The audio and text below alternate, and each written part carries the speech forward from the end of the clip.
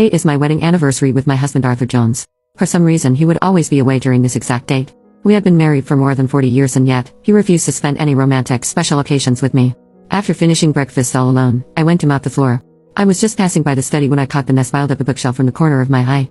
With a dragged out sigh, I set aside the mop and went inside to sort out the mess. When I got to the topmost row, a heavy book with a thick and intricate cover dropped and snapped against my head. The abrupt pain made me hiss. It took a while before I finally realized that what I was looking at was not any ordinary book. Instead, it was a wedding album. All of the pictures inside featured the same pair of couple. They were dressed in different sets of wedding gowns and suits in each picture. The only thing that was consistent was the bright, heartwarming smile they wore on their faces. The man inside the pictures was someone I was beyond familiar with. It was Arthur.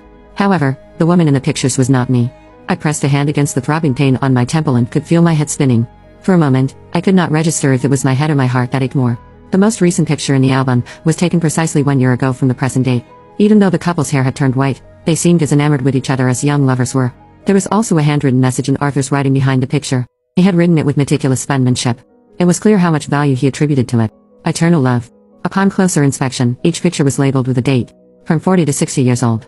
Their hair had faded gradually from black to white and yet they have never missed a single year. As it turned out, this was the reason my husband had been inventing all sorts of excuses to skip celebrating our wedding anniversary every year. It was also he could take an annual wedding picture with the love of his life. This was completely absurd. I shut the album with trembling hands while my thoughts traced back to Arthur's demeanor before he left home yesterday. He mentioned that our son was going on a business trip abroad and needed his help for translation because the usual translator could not make it. I did not think much of it at the time. It was especially convincing since he used to be a foreign language professor before he retired. I did suggest that we could go together so I could get the chance to explore another country. The sheer suggestion made his expression darken. Our son is there for official business. Why are you trying to meddle with his work? Besides, you don't even speak the language there. You're only going to cause more trouble.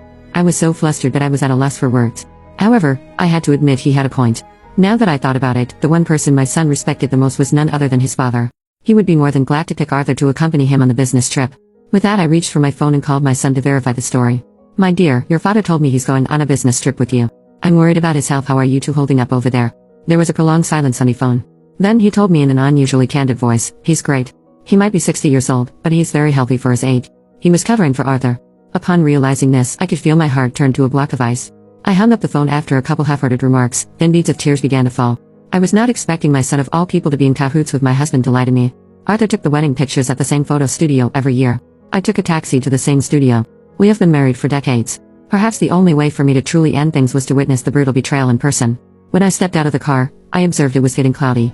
There was going to be a storm soon. I nervously paced to the entrance.